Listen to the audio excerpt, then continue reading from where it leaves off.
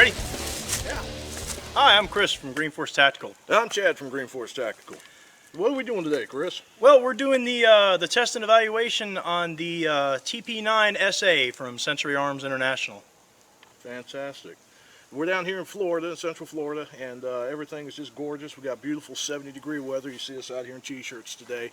By the way, it's January 2nd of 2015.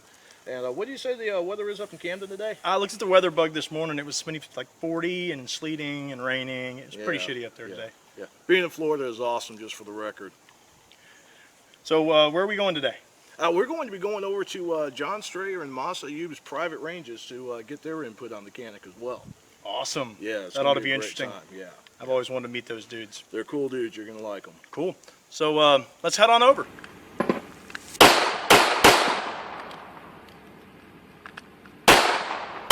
Damn.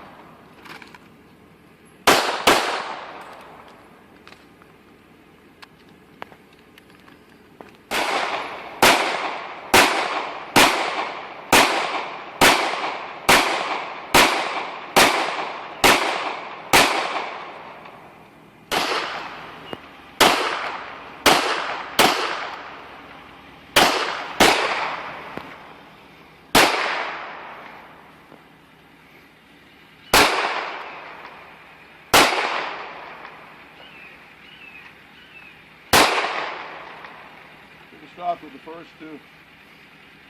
First two went in the same hole. I know.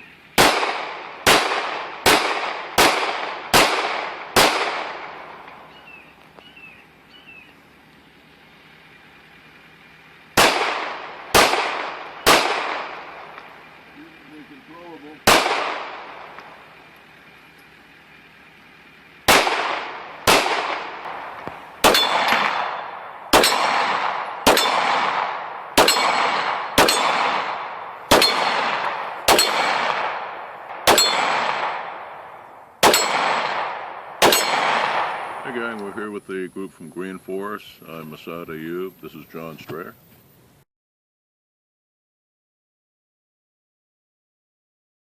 John, why don't you kick off? You've been playing with that new little Turkish pistol a little more than I have. The Canik?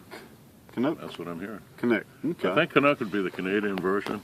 I'm hearing Canik. I'm hearing Canik. Okay. If you can't pronounce it, maybe we shouldn't be shooting it at all. Well, I mean, it's spelled easy enough, C-A-N-I-K. So, nothing else, you can just spell it and go on. Gun's got some nice features on it. The takedown is nice with the decockers. You can see that the gun is unloaded, no magazine, nothing in the chamber. To disassemble the gun, you don't have to pull the trigger on it by any means. You just push down on the decocker, pull the slide release, it comes right apart, so it's very easy in that sense without having to pull the trigger for those that can't get the guns unloaded before they start to take them apart. Didn't feel the gun's pretty nice. It shoots soft and comfortable. Grip shape is a little bit different, kind of a blend of a number of different guns as we were discussing earlier. Shot nice. Recoil was just what you would expect from a polymer 9mm. Controls were easy to get to. I personally was having a little bit of trouble because I've been shooting in 1911 and running thumbs forward. I was overriding the slide stop. The only thing I'd have to do to fix that is just go back to an XD grip where I would roll the thumb out just a little bit. Short of that, I didn't see any real issues with it. Mass? If you zoom in close, you can see this is the TP9SA, which I presume stands for single action.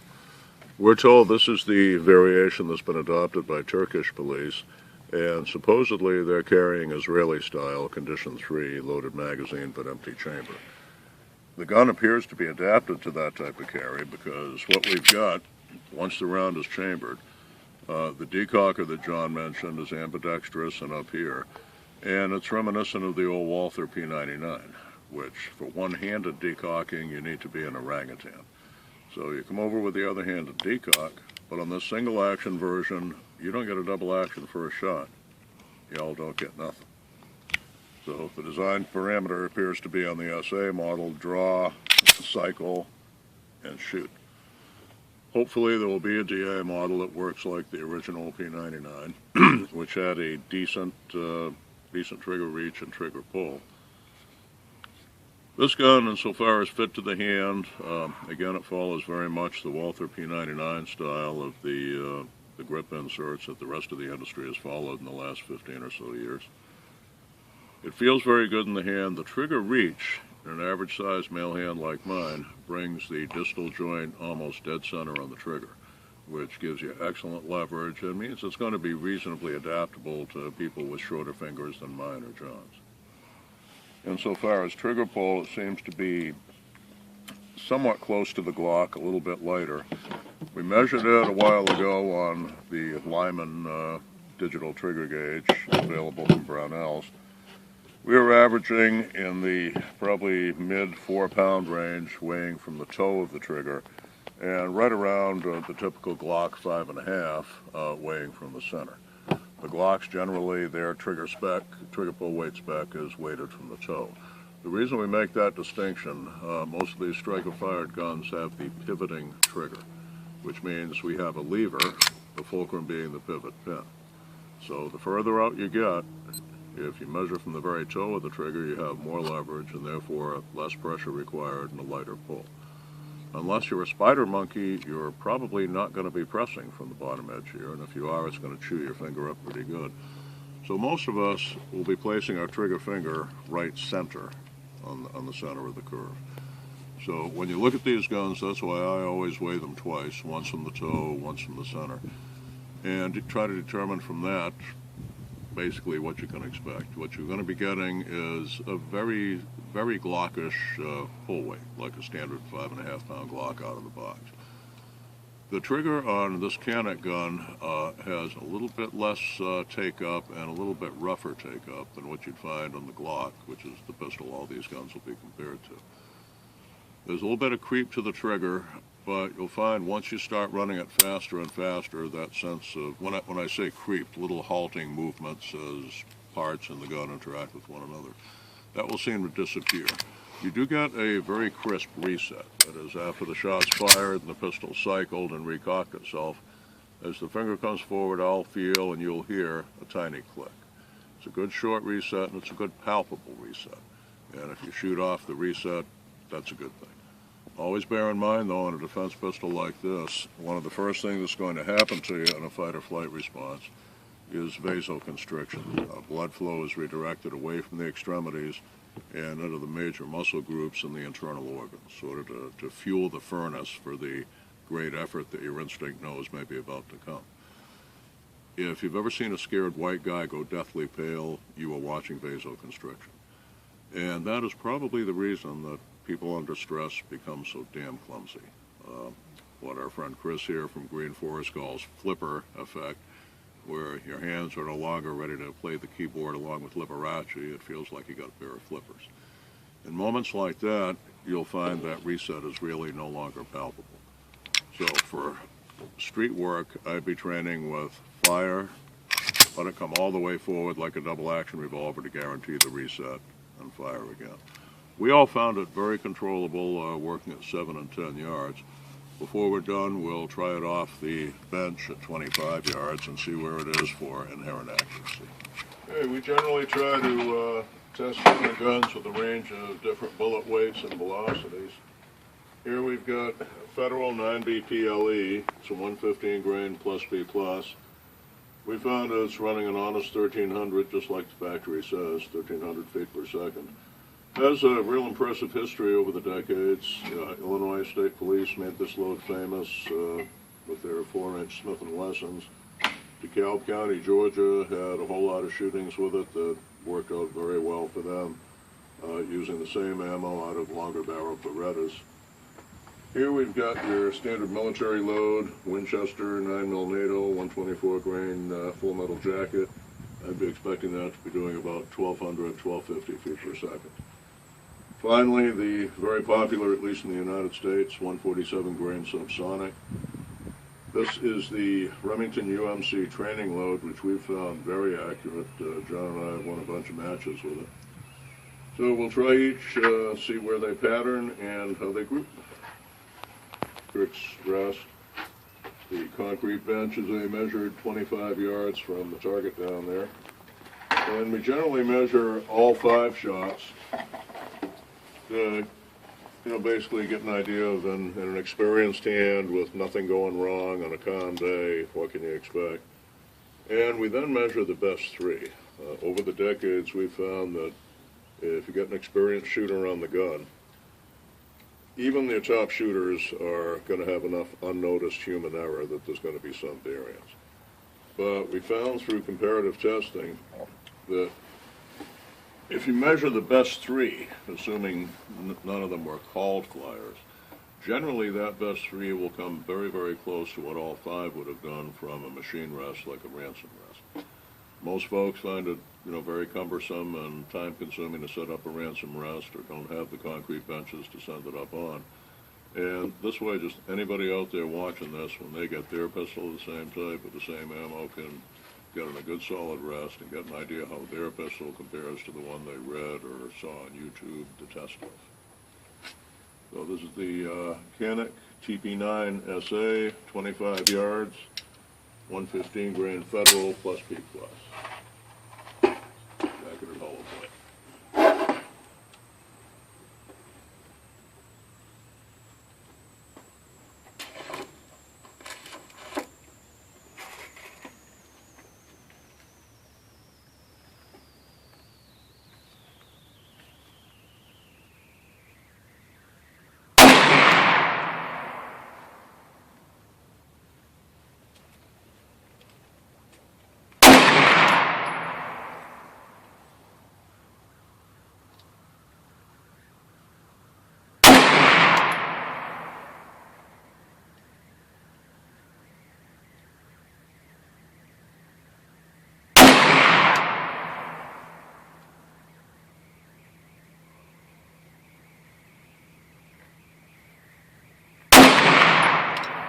Okay, we'll go down and take a look and see how that did.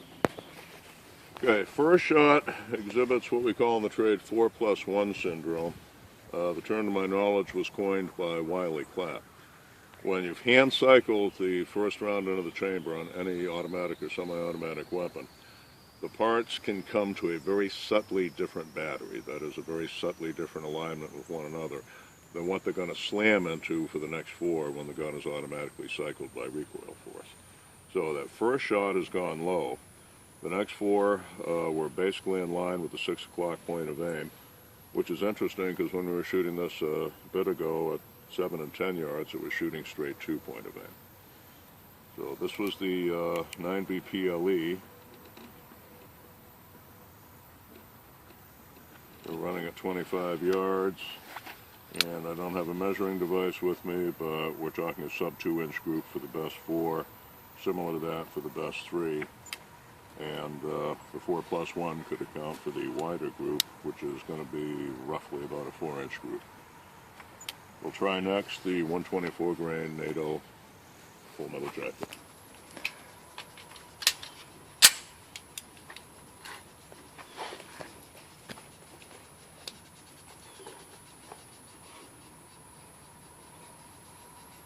This is 124 grain Winchester NATO full metal jacket out of the Canik TP9SA, 25 yards.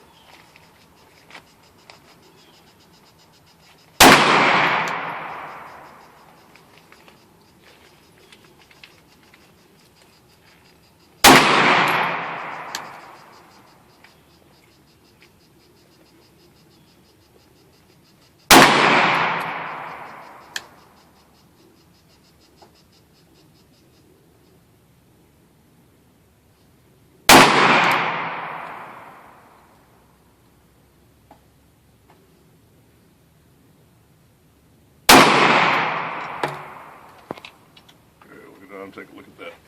Good. This was the first shot. First shot went low with the Federal group up here. First shot went high with the Winchester NATO 124 grain. We had another one out of the group, which I would guess very much to be human error. Notice, again, we're getting different point of aim clusters. We're going much closer now to what the gun was probably designed for, the international standard of 124 grain NATO. We're seeing here, again, I should have brought the measuring device, but basically we're right at about a 4-inch group for all of them, considerably tighter for the not shot 2 to through shot 5. But if you notice, the best 3 are much, much tighter. So I would ascribe this one to very probably the 4+1 syndrome, this one to unnoticed shooter error, and this will probably give you a good idea of what that gun, starting with it already automatically cycled in a battery, would be doing off a machine rest. Excellent. We'll go next to the 147 grain subsonic. We're running now 147 grain jacketed truncated cone, that is flat nose, Remington UMC 9mm. When we've chronographed this in the past, it's typically running right around 1,000 feet per second, occasionally a little bit over. Now, as a rule, we haven't shot this gun with it yet. The 147 will generally impact higher than 115 or 124, but every pistol is a little bit different. We've also found some of the European guns, because the 147 grain subsonic is very much an American thing, will be rifled for the 124 grain and 115, and often will not group as well with 147. But again, that's not a rule, it's just something we've run across quite a bit. 147 grain subsonic, Canik TP9SA pistol, 25 yards.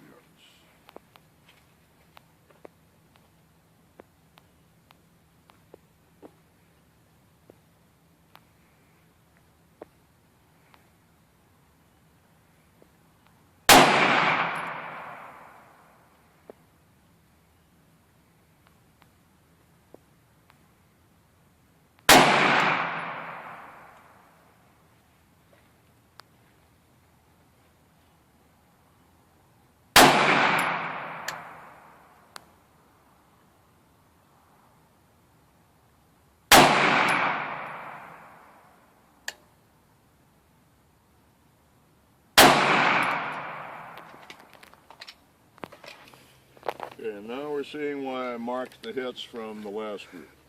This was the point of aim, but as I warned, the 147 subsonic will often shoot distinctly higher. Anybody catch when the first shot was? Because I'm too old and blind to spot it. It was up in here. Okay, so this would have been shot Excuse me, one. it was the... Yeah, it's that one right there. So this would be the 147 in here. First shot again is extending with, probably the that 4+1 we discussed. The best 3 in here are a little over an inch. So I'd say by and large, we're getting very good surface pistol accuracy out of the gun. It is consistently exhibiting 4+1 syndrome. So far in our limited testing today, we've had no malfunctions of any kind. Chris and Chad, you guys been shooting this gun. How many rounds do you figure you have through it? I've probably got 100, 150 through it. Chad? I think we went through about 100 today. Yeah, so we got about 250 before you all started ringing it out. You want to have at least 200 rounds of your carry load, not just the assorted practice rounds through it, with 0 malfunctions before you trust it. And a whole lot of people think I'm generous with that and don't trust it till it's gone 1,000 rounds. But so far, so good. At a $400 manufacturer suggested retail, it looks like it's going to find a very promising niche. John, what reloads are we going to try on that? That's an extreme 147 grain round point, round nose bullet. It's got 3.7 grains of, just lost my mind right there as far as what powder I put in that. We've got 3.7 grains of WSF. That is actually Terry's match load, which in a number of our guns from 1911 to XD has proven very, very accurate and very soft shooting. John's wife, Terry, is former Florida state champion and undoubtedly will be again, and has held national titles in NRA Hunter Silhouette pistol, which is about as accuracy intensive as you get.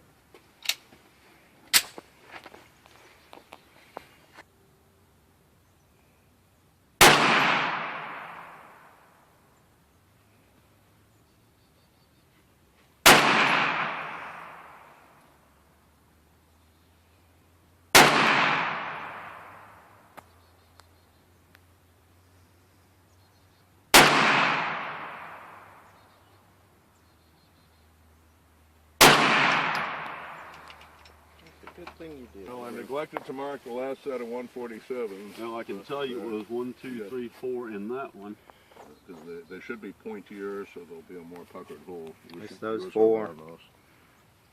There's 4 of them right there. Yeah, here's 4. That's a tight hand load, John. Four of them and barely over an inch. And Looks like you probably have another one maybe through that, I'm not sure. Oh, right up here. Yep, there it is. First one again went way, the aiming point was here. Yep. First shot went high from 4+1. The other 4 are right here, but again distinctly higher. So you'll find particularly most of your European guns are sighted at the factory for 124, and it'll be very similar with 125, or I'm sorry, 115. I just want to thank John and Moss for taking the time to run us through how you actually review a pistol, how you're supposed to do it. So we really appreciate it. Thanks. Thank you. Thank you. Okay, one of the things we like to do is shoot it very relaxed hold, limp wrist, like somebody might be if they're injured or a new shooter.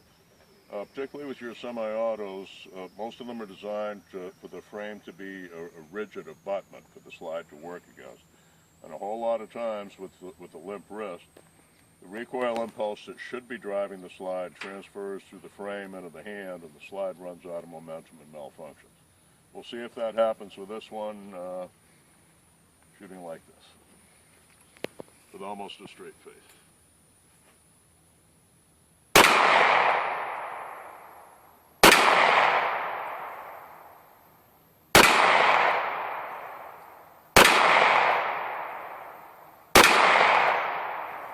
Need to be cycling okay. You want to be trying it at different angles and occasionally shooting it upside down, which is a good test of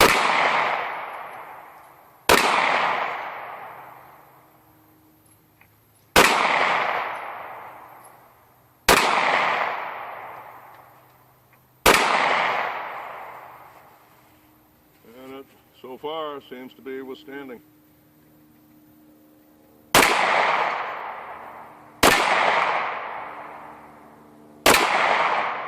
Also shows you why you really want to put some weight into the gun when you're shooting it for real. Well, so there you have it. It ran great. Didn't have any trouble with it at all. It's no malfunctions in spite of everything that the professionals did to it to try to induce a malfunction. Ran like a little champ. Ate everything we fed it. Was accurate. And again, no malfunctions. We had 2 minors, which we later figured out were people riding the slide release, keeping the slide stop down so it didn't lock back on a magazine. But once we figured out that that's what we were doing and adjusted our grip, we never had any more issues. So gun ran like a top, and for the price point, I really don't think you can beat it. I want to give a shout out to Jacob Herman at Century Arms International that provided us with this pistol so we can make some holsters, and we took it out and shot the shit out of it. So, yeah, Chris Green, your Green Force Tactical. Appreciate you all tuning in. Thanks.